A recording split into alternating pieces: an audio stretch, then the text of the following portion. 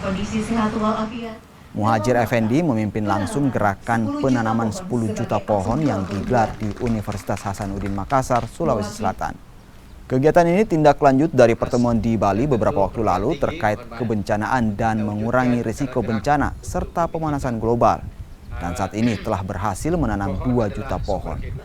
Selain Universitas Hasanuddin, Kementerian Koordinator Bidang Pembangunan Manusia dan Kebudayaan juga bekerjasama dengan Universitas Sumatera Utara, Universitas Negeri Semarang, dan Universitas Tirtayasa, serta ditargetkan akhir tahun 2022, 10 juta pohon telah ditanam.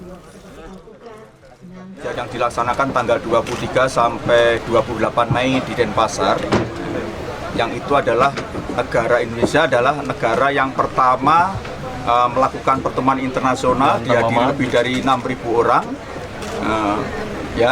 dan dari 163 negara. Dan itu membahas tentang kebencanaan, bagaimana mengurangi risiko bencana, termasuk pemanasan iklim, pemanasan global, anomali iklim. Nah, karena itu waktu itu kemudian kita mencanangkan untuk program berkelanjutannya, yaitu penanaman pohon 10 juta pohon. Dan ini adalah merupakan tindak lanjut dari penanaman 10 juta pohon itu. Alhamdulillah ini dari 4 kampus yang mempelopori.